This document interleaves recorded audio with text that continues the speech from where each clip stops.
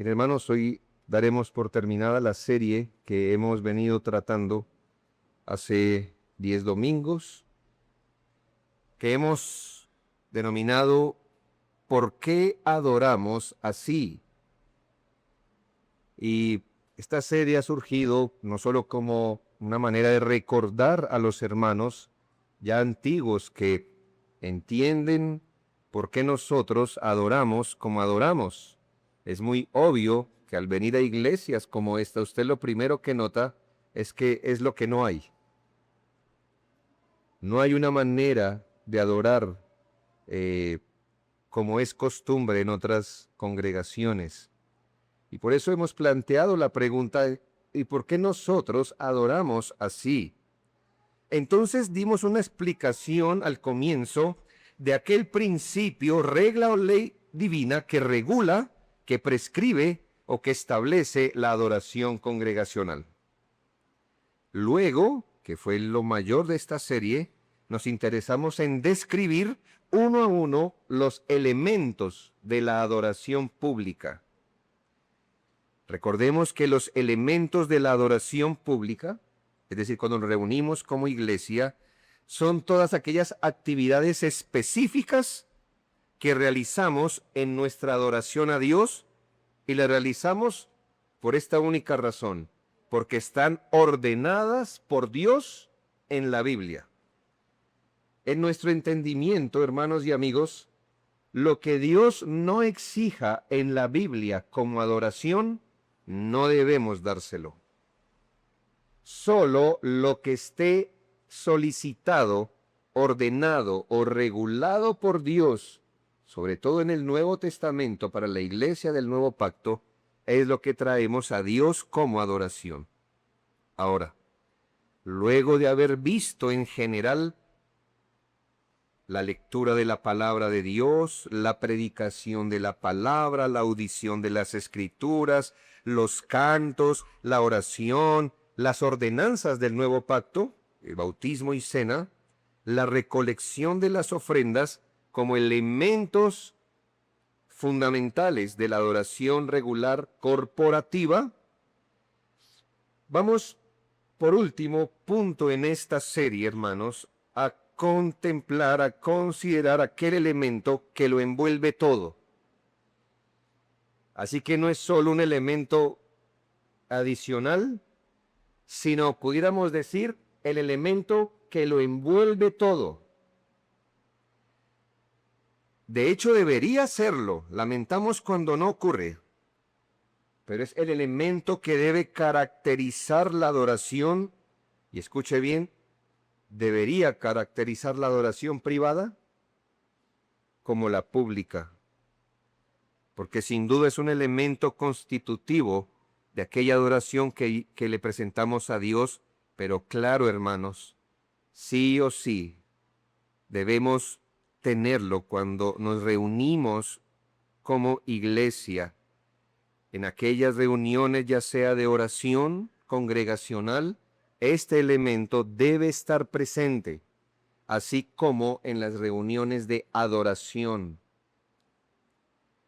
Dice Hebreos 12, 28 y 29. Así que recibiendo nosotros un reino inconmovible, está hablando de las realidades espirituales que hemos recibido como creyentes, tengamos gratitud, claro, a Dios, y mediante ella, mediante esta gratitud, sirvamos a Dios agradándole con temor y reverencia. Y aquí está el tema, hermanos, de esta mañana. La reverencia en la adoración pública. La reverencia en la adoración pública. A la luz de este texto, hermanos, preguntamos, ¿es algo que Dios demanda cuando le adoramos? Ahí dice, hermanos, mediante la gratitud sirvamos a Dios agradándole con temor y reverencia, porque nuestro Dios es fuego consumidor. El Señor exhorta a que se le adore con temor. La palabra original aquí significa precaución, asombro o temor reverente. No es temor sinónimo de miedo, pero es sinónimo de reverencia. Además dice con temor y reverencia. La palabra reverencia aquí es muy importante, hermanos, porque literalmente significa mirada cohibida. ¿Usted ha mirado algo con confianza? ¿Ha mirado algo con confianza? Bueno, es lo opuesto. Reverencia es lo opuesto. Por eso, muchas veces se indica como bajando la mirada. Cuando alguien baja la mirada, hermanos, a veces, ¿no? Es señal esto de respeto, de que se distingue a la otra persona, modestia o algún sentido de vergüenza. Estas son las palabras que el apóstol usa, hermanos, cuando nos habla de cómo debemos adorar a Dios. Con asombro, con precaución, con temor reverente, como, entiéndalo metafóricamente, como bajando la mirada, con modestia, con respeto, hermanos, con estremecimiento del alma, según su glorioso y majestuoso ser. En otras palabras, y por plantearlo de forma negativa, es la voluntad revelada de Dios que quienes le adoramos no lo hagamos con liviandad, con exceso de confianza, con ligereza, con irrespeto, en igualdad de términos, o como si estuviéramos realizando cualquier otra actividad. Analicemos, hermanos, esta verdad esta mañana y lleguemos a algunas conclusiones. Lo primero, quiero que note que el texto de Hebreos 12 y sobre todo estos dos versículos que acabamos de leer están en un contexto específico. En un contexto específico. Te recuerdo que el énfasis de las palabras se encuentra en el contexto donde ellas se encuentren. Así que vamos a analizar un poco de qué venimos hablando en Hebreos 12, los términos de este argumento. Y ahí nos está planteando un asunto. Antes que viniera Cristo, es lo que podemos llamar el antiguo pacto. Había ciertas realidades y sobre todo nos va a enfocar un evento particular, cuando Dios se encontró con el pueblo de Israel allá en el monte Sinaí. El pueblo venía con esa actitud de Egipto. No era una actitud tranquila, sometida, era una actitud desafiante. Les recuerdo que no habían pasado sino unas semanas cuando ya estaban hablando de apedrear a Moisés y que dónde estaba el agua, que cuál era la cuestión, que si nos sacó para hacernos morir. Así que el pueblo que sale de Egipto no era un pueblo tranquilo, no era un pueblo sumiso. Así que el Señor los lleva y antes de completar probablemente un mes, los acerca a un famoso monte, el monte de Sinaí. Y el apóstol le dice a los creyentes del nuevo pacto, quiero que recuerden algo que pasó en la antigüedad. Una vez el pueblo se acercó al monte Sinaí y lo que vieron estaba lejos de inspirarles sentido de confianza. ¿Por qué? Hermanos, cuando llegaron allí, se oscureció, hubo humo, hubo tinieblas, hubo un temblor, hermanos, y se escuchó que por allá de una llama de fuego, se escuchó si alguno, así sea un animal, pisa la falda del monte, morirá. Es como si Dios le estuviera diciendo, acérquese a mí y muera. El asunto no podía ser peor, hermanos. Estruendos, tempestad, fuego, humo, sonidos. Y el pueblo dijo, no vamos a ir allí. Vaya usted, Moisés, y represéntenos. Algo así como, si alguien va a morir, vaya usted. Y dice la Biblia Y tan terrible era lo que se veía que el mismo Moisés dijo, estoy espantado y temblando. No es cualquier palabra, hermano, y no es cualquier persona. Moisés no era un niño, no era un adolescente que le corría cualquier cosa. Era un hombre experimentado, 80 años tenía. Era un hombre que conocía a Dios. Recuerde la zarza, cosas así. Era un hombre en todo el sentido de la palabra. Y cuando vio eso, estoy espantado y temblando de lo que veo. El apóstol dice, ¿recuerdan eso? ¿Recuerdan cómo el pueblo se acercó a Dios esa vez? En cambio ustedes, los creyentes del nuevo pacto, en cambio ustedes, los hijos de Dios, se han acercado a otro escenario. ¿Cuál? El apóstol dice, sino que os habéis acercado al monte de Sión, llamémosle espiritualmente hablando, a la ciudad del Dios vivo, Jerusalén la celestial, a la compañía de muchos millares de ángeles, a la congregación o a la asamblea de los primogénitos que están inscritos en los cielos.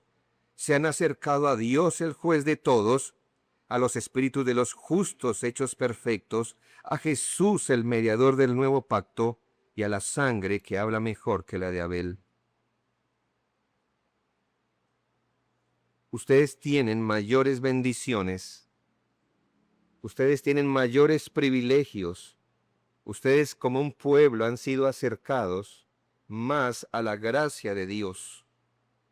Pero lejos de concluir que estas enormes bendiciones que nos ha otorgado la gracia, lejos de concluir que esas bendiciones rebajan la medida con la que nos acercamos a Dios, el apóstol dice, sin embargo, pese a las grandes bendiciones de la gracia por la cual hoy se acercan libremente a Dios, pese a eso, la medida de temor y reverencia nunca debe ser menor. Jamás debería descender. Antes deberían ser aumentadas el temor y la reverencia. Porque eso del monte Sinaí solo era un símbolo. Ahora ustedes están en la realidad. Y si la gente tembló viendo el símbolo, ustedes, ¿cómo deberían presentarse a Dios, servir a Dios, adorar a Dios? ¿Cómo?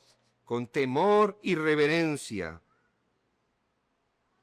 Note el versículo, así que, a diferencia de ellos, recibiendo nosotros un reino inconmovible. El Sinaí tembló, se podía mover, pero nosotros hemos recibido un reino. Las realidades del reino de Dios, del cielo, dice, recibiendo nosotros eso, tengamos gratitud y mediante ella sirvamos a Dios agradándole con temor y reverencia.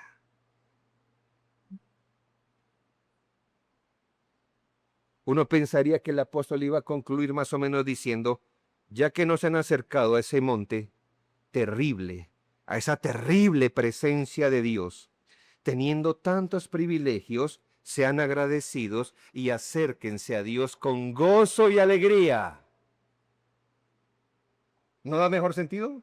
Claro, usted dice, pues claro, ellos temblaron, ahora yo estoy en otro escenario, más de gracia, entonces me acerco a Dios con alegría, con gozo, saltando, grito de júbilo, chiflido, camiseta ondeando. No, hermanos. Ya que sus privilegios son mayores y corresponden a un reino que jamás se moverá, adoren a Dios con temor y reverencia. La palabra que se usa allí, porque dice, y mediante ella, mediante la gratitud, sirvamos a Dios. Esa palabra sirvamos. Entienda, hermanos, que los autores, o más bien quienes tradujeron la Biblia a nuestro castellano, tenían cierto contexto Y en un contexto antiguo, la palabra servir era usada de muchas maneras y más entendibles para nosotros. Así que es necesario hoy que la entendamos en su sentido original, porque hoy la palabra servir, ¿qué le dice eso a usted? Servir es como hacer algo por otro, ¿no? Bueno, la palabra, y ese es un significado bíblico, no lo tengan en duda, pero en este texto, la palabra que se usa para servir a Dios con temor y reverencia, servir es la palabra latreo, donde derivamos la palabra liturgia o culto. Así que este servir no es hacer algo por alguien, este servir es ofrecer a Dios culto. Literalmente la palabra significa rendir homenaje o rendir culto al Señor. En la Biblia seguramente usted se va a encontrar la palabra servicio y en otros contextos tendrá otro significado. Pero cuando es la traducción del latreo, significa servicio de adoración a Dios. Y para que no quede ninguna duda de lo que el apóstol está diciendo en Hebreos, ¿cómo cierra el argumento? Es decir, hermanos, recuerde el Antiguo Testamento, el monte, cómo tembló, el temor, el miedo, etcétera. Ustedes están en otra condición, han sido acercados con gracia a la presencia de Dios. Ahora deben servir, hermanos, con temor y reverencia. ¿Y cómo termina, hermanos, el argumento? ¿Por qué deberíamos hacerlo? Porque nuestro Dios es fuego que consume. Algo así como, no olvide que ese fuego que apareció en el Sinaí todavía está encendido. Es el mismo Dios al que el pueblo de Israel se acercó, es el mismo Dios al que nosotros nos acercamos.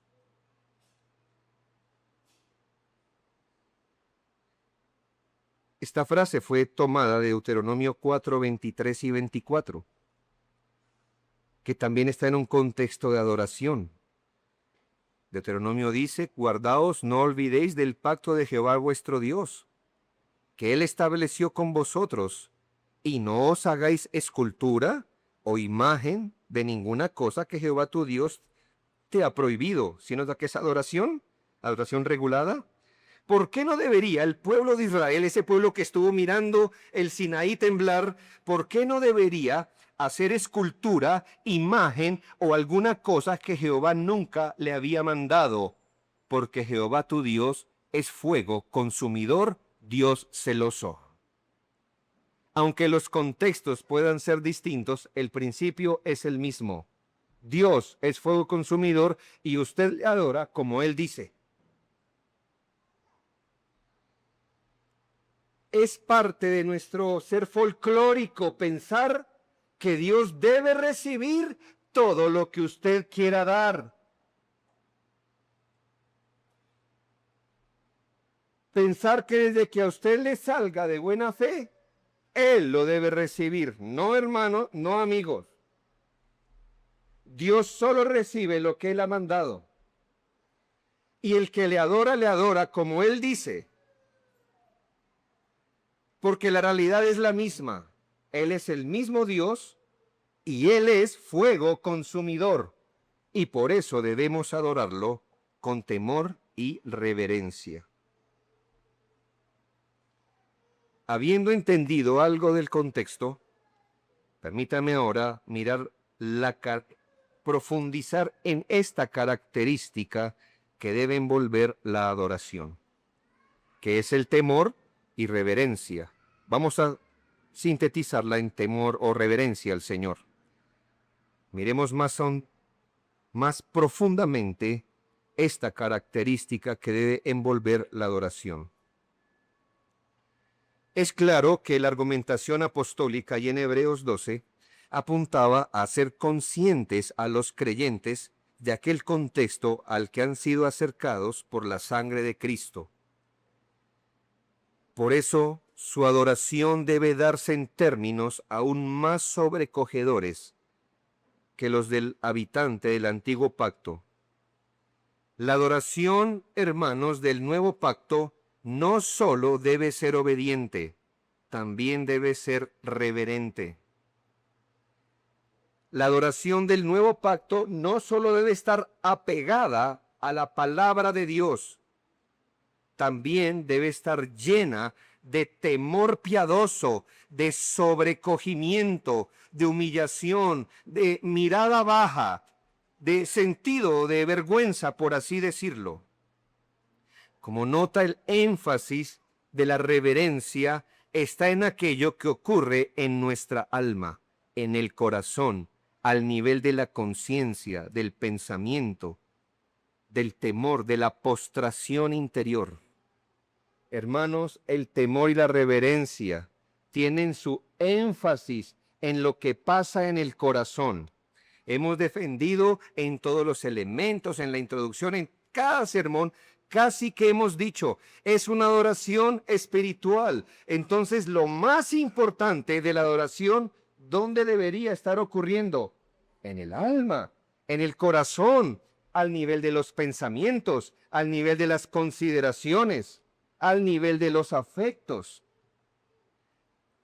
Lo externo simplemente es la manifestación de lo que ocurre en el alma.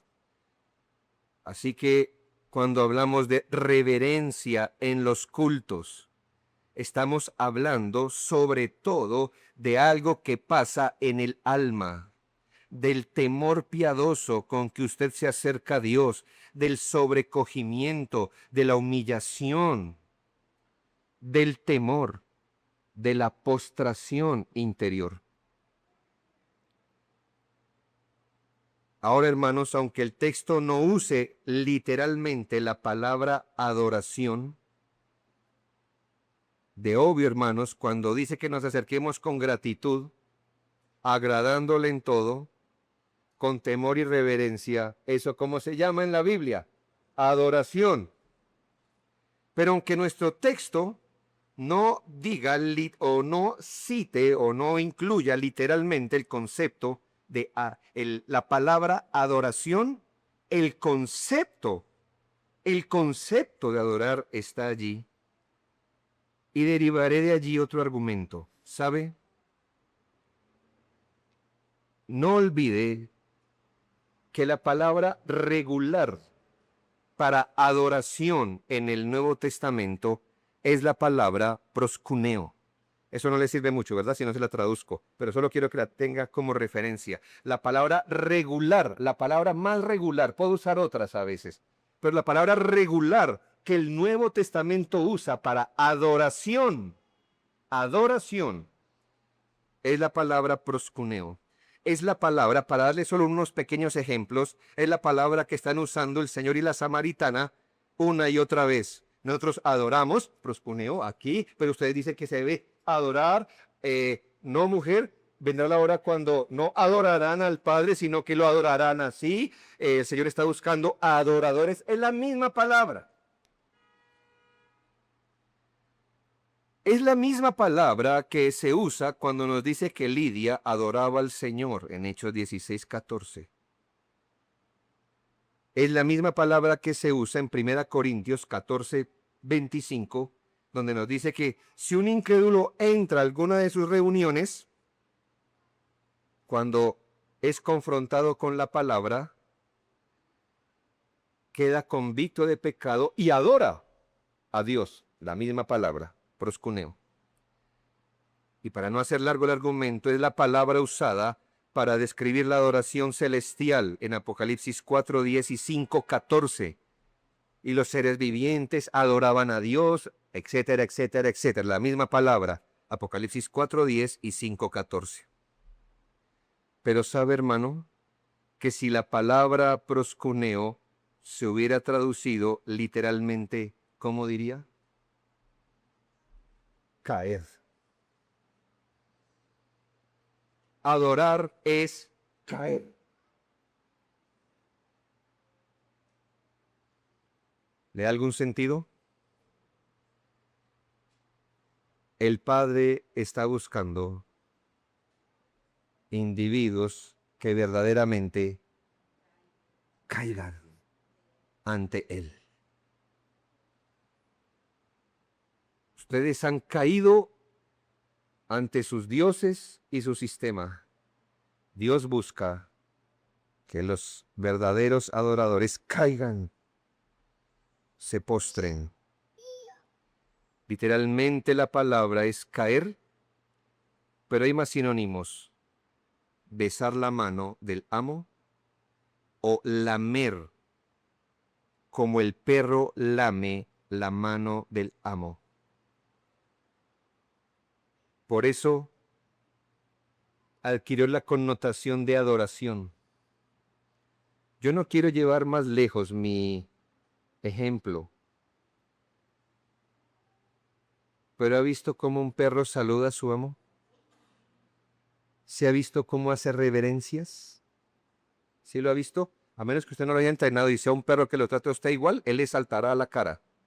Pero regularmente, un perro normal, no uno que lo mira a usted igual, y ahí usted se da cuenta si está humanizando a su perro o no, pero no es mi punto. Mi punto es, hermano, el perro normal, el que ha sido tratado como mascota, como perro, él se acerca y se agacha. Y si usted le arrima la mano, él proscuneo.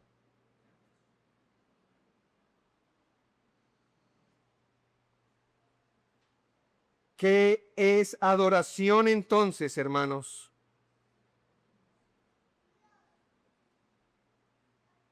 Tenderse, postrarse, caer.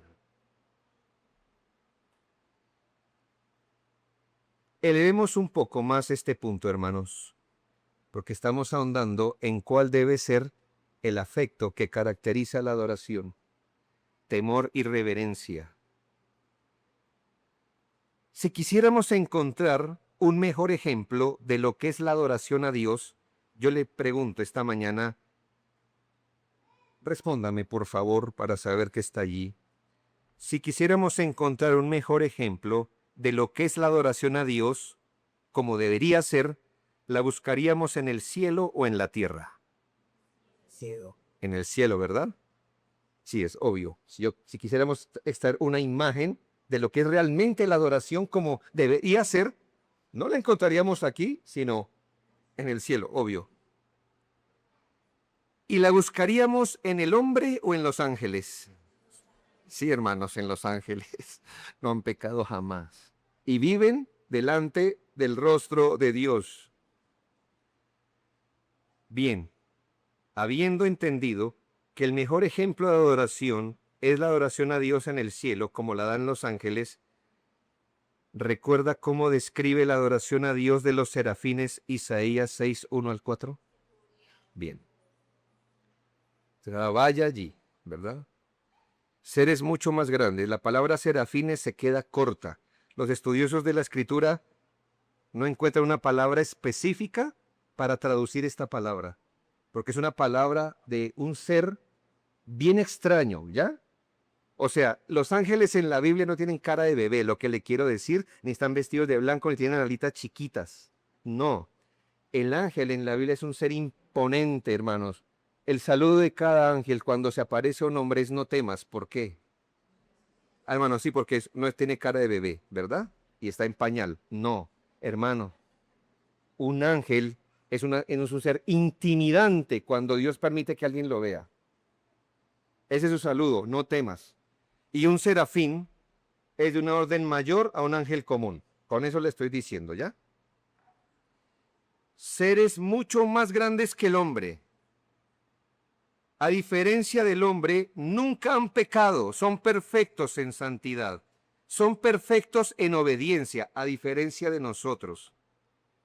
La Biblia dice que están permanentemente en presencia del Dios que es 3 veces santo.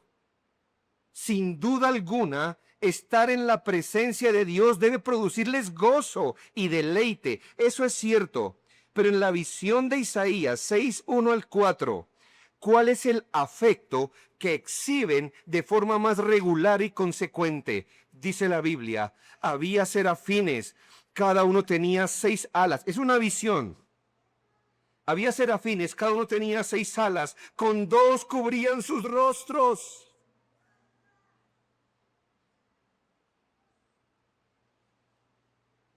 Con 2 cubrían sus pies.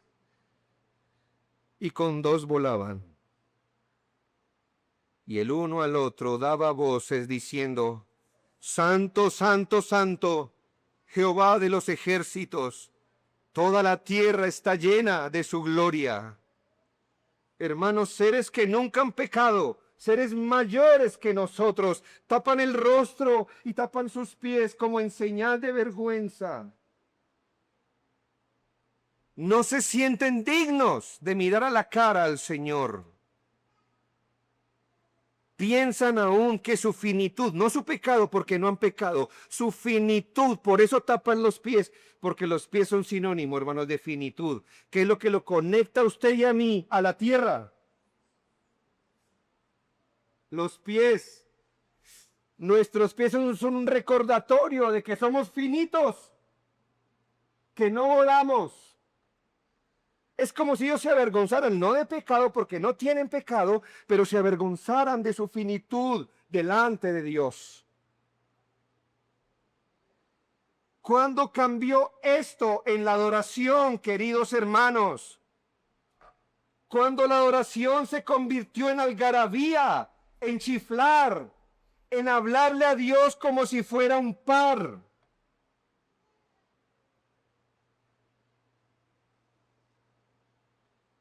La iglesia actual enfatiza más el gozo, la algarabía y, perdóneme, la gritería.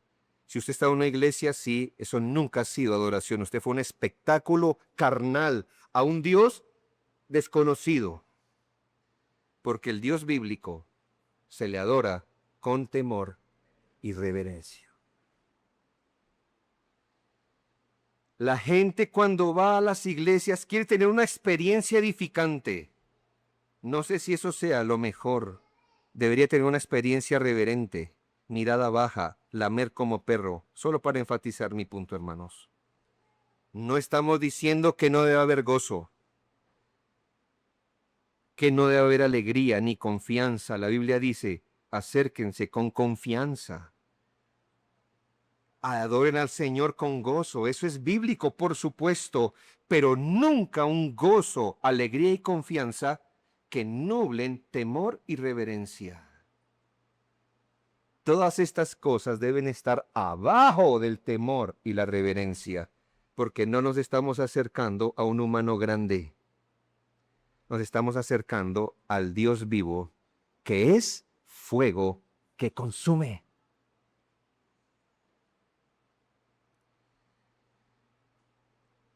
¿Qué debe caracterizar la adoración del nuevo pacto? Temor, reverencia, caer.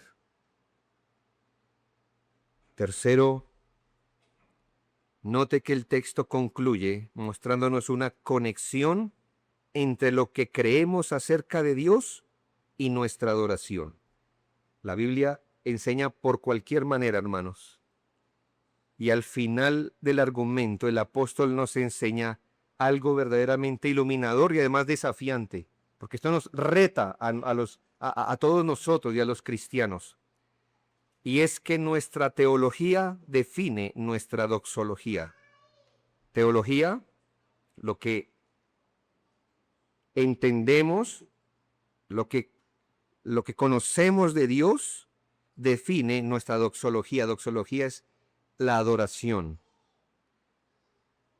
Hay una conexión entre lo que creemos acerca de Dios y nuestra adoración. Y la Biblia lo remarca, hermanos, y me da mucho sentido. Porque gente adora, como le acabé de decir. Yo le voy a decir por qué.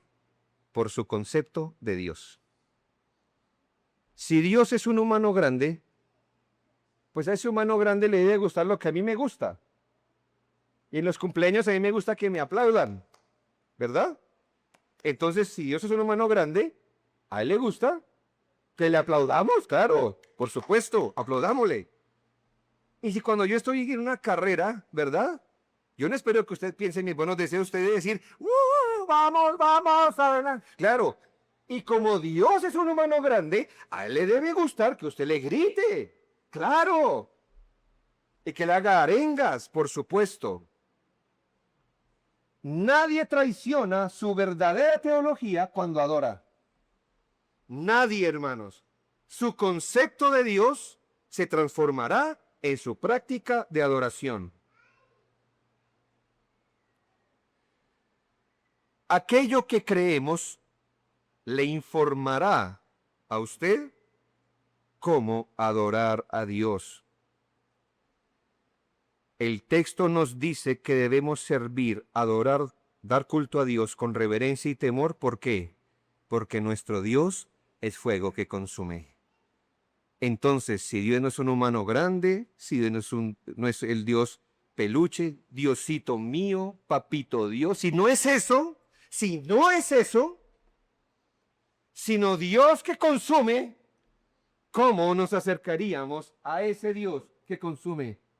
Con temor y reverencia. Nunca dije que su hijo le diga papito Dios a Dios, hermano. Nunca, nunca lo permita, por favor.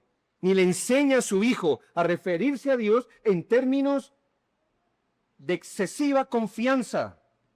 Él no es el papito Dios de nadie. Él es el Padre de las luces. Y jamás le permita a su hijo decir Chuchito, porque él no es Chuchito. Chuchito es su tío, su abuelo, su primo. Él es el Señor Jesucristo. Detrás de su concepto viene la adoración. Y por eso hay gente que no adora. ¿Por qué? Porque en su corazón no hay Dios. ¿Ya ves? No adoro, que le voy a adorar a Dios. Y si Dios es un sicario grande, pues le oro para que me ayude a hacer la vuelta, ¿no? Y si Dios es un borracho grande, el borracho se encomendará a ese Dios para que lo libre de qué, la borrachera. No, de los accidentes y cosas así. ¿Me hago entender? Nadie traiciona su concepto de Dios. Y si Dios es el ser más grande, bendito, omnipotente, espíritu puro, omnisciente, inmenso, glorioso, fuego consumidor, ¿cómo debe ser la adoración? Así, hermanos, con temor y reverencia. Todo creyente del nuevo pacto, todo verdadero adorador, debe considerar que ese Dios descrito en este pasaje, al que nos hemos acercado por gracia mediante la sangre de su Hijo, con el cual tenemos filiación eterna y herencia por gracia, es fuego que consume. Sí, hermanos, esta es la maravilla del Evangelio. Que ese Dios que consume, piense, hermanos, en esa zarza a la que Moisés se acercó. Pero ahora piénselo a nivel mega, lo más grande, ese gran fuego que consume, ha dicho, venga a mí y no tema, porque no lo voy a consumir, solo porque usted está en Cristo. ¡Oh, qué maravilla, hermanos! En el antiguo pacto se le dijo a la gente, venga a mí, pise el monte y muera, porque yo soy fuego que consume. ¿Qué ha cambiado en el nuevo pacto? ¿El fuego que consume? No, es el mismo. Pero le ha dicho, venga por este camino, porque yo consumí a Cristo en la cruz. Lo quemé, lo pulvericé en la cruz, para que usted pueda venir a través de él y no ser consumido. Y la adoración es eso, hermanos, irnos a través de Cristo, pecadores como somos, no saltando, no gritando, con temor y reverencia, hermanos, porque usted y yo sabemos que al no estar en Cristo, ese fuego nos consumiría. Qué bendito evangelio tenemos, hermanos. Es por Cristo. No sé si usted ha tenido la oportunidad, hermanos, de meterse en un submarino. Yo no, pero me lo supongo. Y tengo miedo, un poco de respeto y miedo al agua, así que me supongo que cuando uno está a muchos kilómetros por abajo del mar, Usted dice, ¿y si esto se rompe?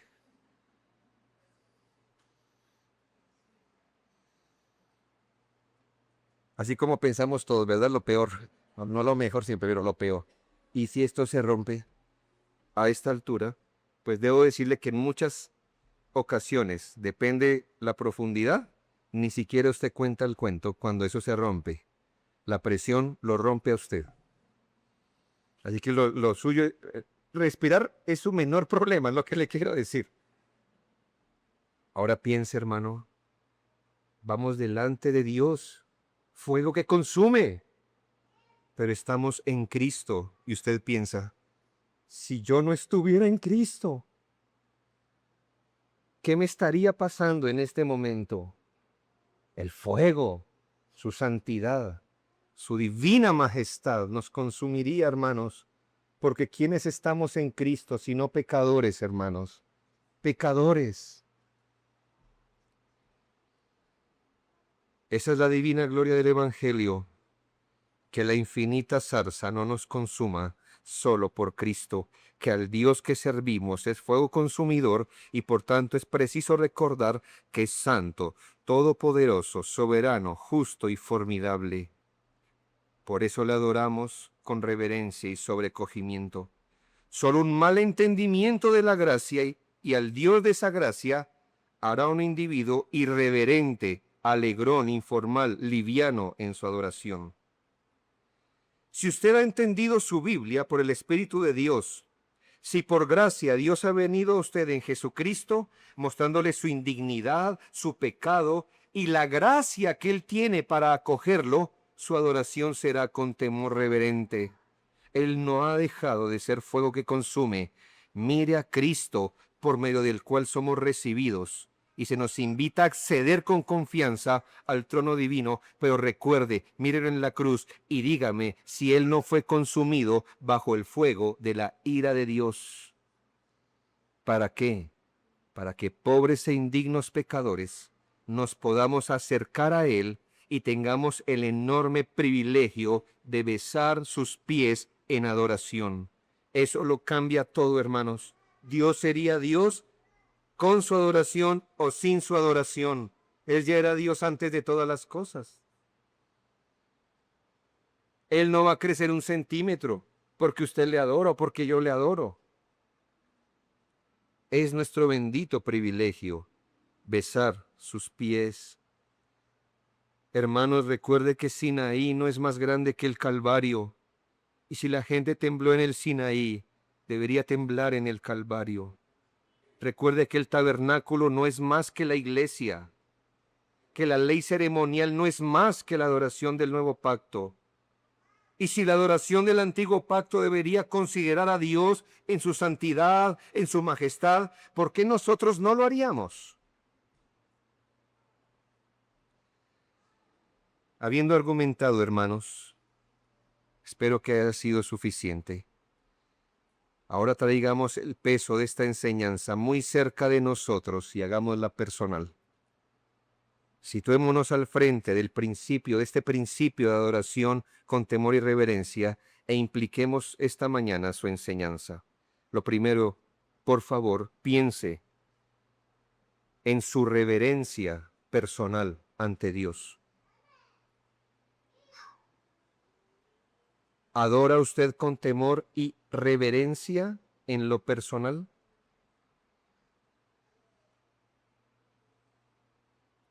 Sepa que toda adoración fría, formalista, solo de labios, o aquella adoración sin asombro, sin humillación, sin temor y reverencia, no es adoración en absoluto, no importa cuán obediente se presente en lo externo. Usted dice, me es muy difícil levantarme y ponerme a orar con ese sentido. Entonces levántese, espere, ore, prepárese, adquiera ese sentido y adore, hermanos, porque cualquier cosa que no sea en temor y reverencia no es adoración en absoluto. Es que usted piensa que Dios tiene ojos y se impresiona por lo que está viendo. Hermanos, es espíritu, es espíritu. Él está viendo en su corazón, su actitud, lo que le pasa en el pensamiento, el sentido que tiene. Él sabe si usted se acerca con sentido de obligación o con sentido de reverencia, con amor, con postración. Sí, hermanos, los elementos de adoración que vimos no son opcionales, pero la reverencia debe envolver a cada uno. Cuando usted viene a culto, le hablo personalmente, ¿lee la palabra con reverencia? Yo lo puedo hacer parar a usted y decirle, párese por reverencia. ¿Eso asegura que usted es reverente? No, hermano. Yo aseguro que usted esté puesto de pie. Usted es el que debe ser reverente. Reverente. Agache la cabeza para orar en señal de reverencia. No, pues cuánta irreverencia nos cabe bajando la cabeza, hermanos. Es la reverencia del corazón.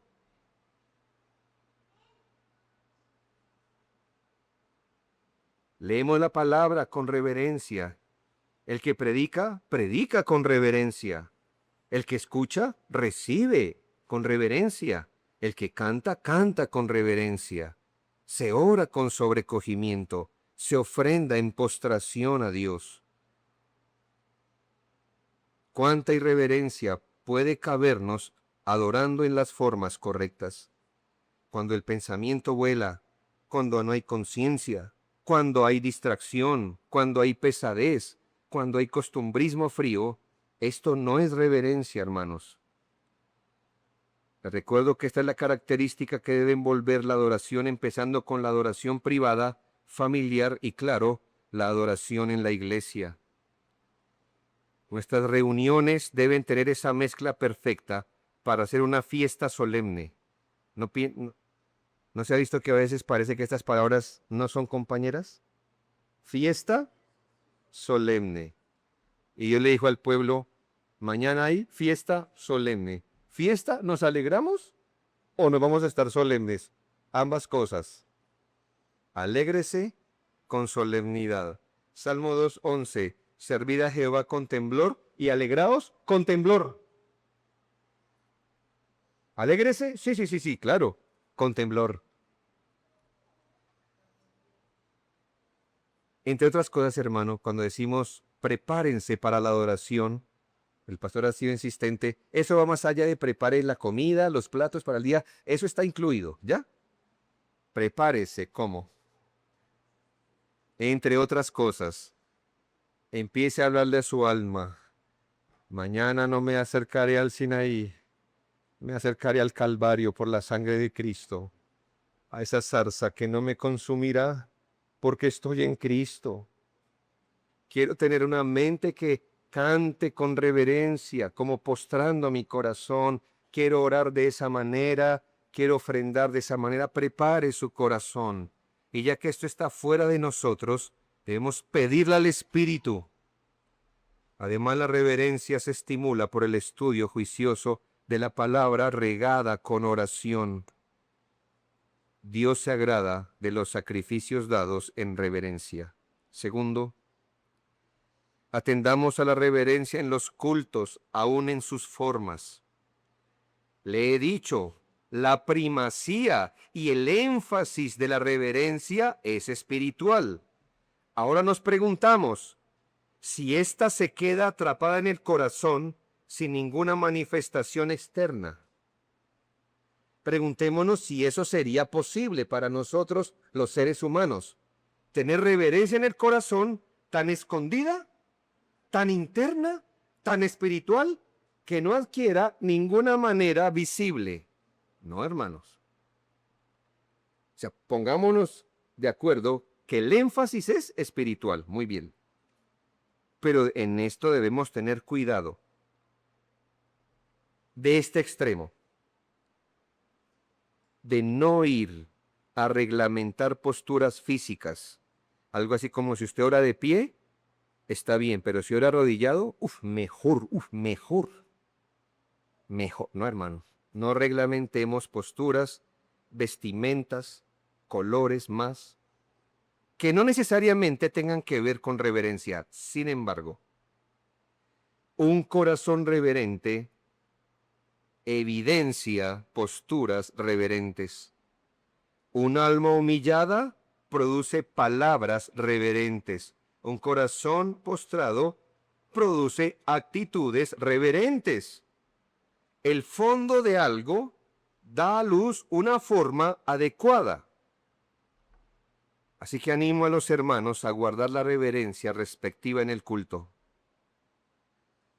De allí, queridos hermanos, asuntos como la distracción, la somnolencia como costumbre, la interrupción de la adoración o la interrupción en la predicación por hermanos que se paran, se mueven, van, vienen. Esa pregunta al del lado que no va al caso. ¿Entiende? Hay preguntas legítimas. Quiero entender. Estoy hablando de la pregunta que no va al caso. La que le hizo el favor al hermano de sacarlo del sermón. Tan querido, ¿verdad? Tan fácil que es mantener la atención en el sermón, ¿no? Para que otro me diga, oiga hermano, está haciendo frío, ¿no? Hermano, ¿de verdad? ¿De verdad, hermanos? La pregunta que no va al caso, la conversación distractora. Piense, querido hermano y amigo, en el efecto para la reverencia, el llegar tarde e interrumpir a media iglesia. Y piense, media iglesia interrumpida, ¿por qué usted no puede mantener sus ojos en el himnario o en el predicador? ¿Sí es que íbamos a la par? Reverencia le falta al que nos distrae y a usted que se dejó distraer. Porque si usted tuviera su alma puesta en el Señor, hermano, esto tiembla y usted está en lo que está. Para este momento no piense en lo que hacen los bebés, porque usted dice, ojalá estuviera escuchando Joaquín, ojalá estuviera escuchando Salomé, Pablito. Eso, hermanos, ellos hacen lo que hace un bebé. Balbucea, llora, se incomoda, se distrae. Piense en lo que hacemos los adultos, que sí sabemos qué es lo que estamos haciendo ahora. Lo que deberíamos hacer y la manera en que usted y yo sorteamos los asuntos que pasan aquí sin faltar a la reverencia. Pero voy más allá. Es increíble, hermanos, que si a usted lo invitan a un matrimonio, a un grado o a un velorio o hasta un teatro o un cine y guardamos la medida adecuada de respeto externo y expectativa interna, ¿verdad? Pero vamos al culto y pensamos que aquí hay que relajar y volver esto un ambiente informal. Hace mucho tiempo, no aquí, gracias al Señor, un hombre no volvió a la iglesia porque él quería que le dejáramos entrar a su perro al culto. Sí, a su perro, no de peluche, de verdad. Lleve el perro al cine, aquí, a Cinema, a Cine Colombia, no más, para una película que es nada. A ver si se lo dejan entrar, ¿verdad? Éntrelo al de uno, a ver si se lo dejan. Ah, pero las iglesias sí, ¿verdad?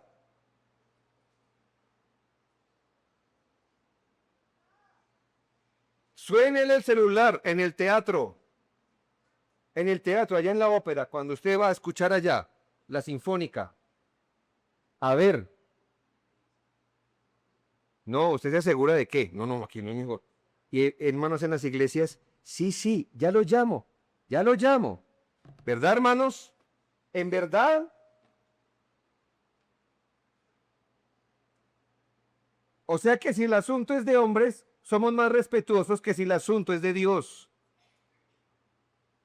Yo entiendo, hermanos, que aquí cosas pueden pasar. A todos se nos ha quedado el teléfono prendido. Hemos tenido alguna vez somnolencia. Hemos hecho la pregunta distractora. Cualquier cosa ha pasado. Hablo, hermano, de lo que es común, de lo que empieza a ser común, de lo que embarga el corazón.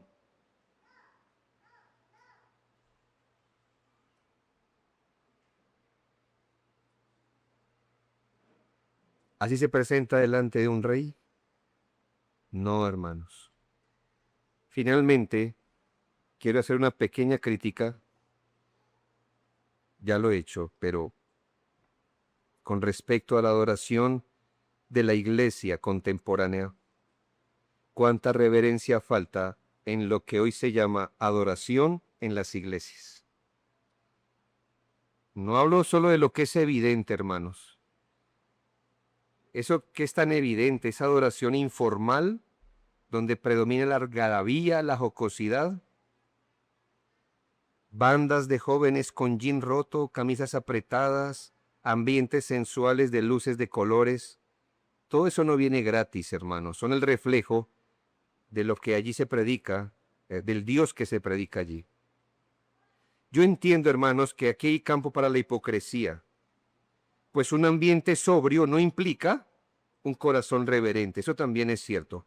Pero al final, hermanos, esa costumbre de andar rebuscando entre la cultura y los elementos más bajos de la cultura para traérselos como adoración a Dios es una afrenta a la reverencia. ¿Qué nuevo ritmo salió? Champeta. La champeta ahora, hermano, es patrimonio cultural de Colombia, ¿lo sabía?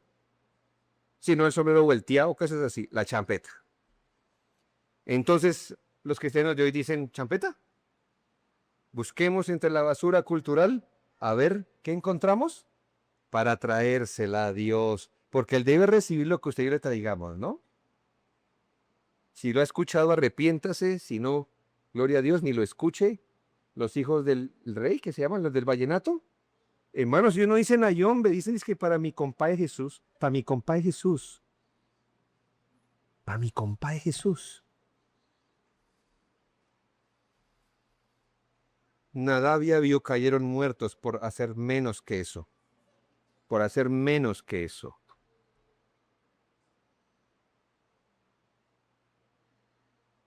Ir a la basura cultural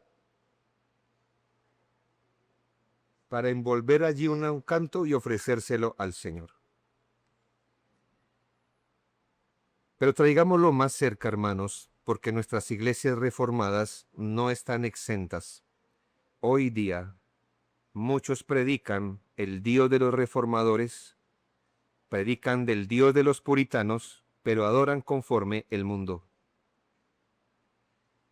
Cuando esto ocurre, estamos delante de intelectualismo frío, cuando usted puede predicar como Calvino, enseñar como Owen y adorar como un colombiano.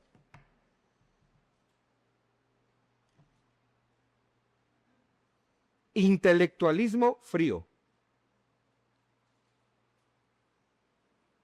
que dista del verdadero conocimiento de Dios. Hay mucha cultura mundana en la adoración. La iglesia ve el mundo y lo copia. Le echa un barniz bíblico y quedó. La adoración no ha surgido de caer rostro en tierra, sino de darle gusto a la gente. Gente dice, pero uno debe adorar con gozo. Claro, nunca ponga a chocar reverencia y gozo. No se trata de lo uno o de lo otro. La adoración debe ser con gozo, reverente. El gozo debe estar presente, pero un gozo postrado. Es un postrarse sobrecogidos, temblando ante el Señor.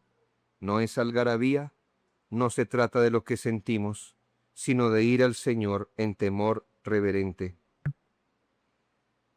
Hermanos, después de haber considerado en esta serie los elementos de la adoración pública, debemos recordar que Dios no solo demanda que le adoremos conforme su palabra, sino también con el corazón que corresponde a su majestad. La lectura, la predicación, el canto, la oración, las ordenanzas, las ofrendas, son aceptables por Cristo cuando son ofrecidas con gratitud, fe, humildad y temor reverente. Hemos sido acercados no al Sinaí, no a las sombras, sino a la realidad, a Jesucristo, y nunca a un Dios menos santo, sino al mismo que sigue siendo fuego consumidor. Hermanos, nuestra adoración refleje siempre estas cosas mediante Jesucristo nuestro Señor. Oremos.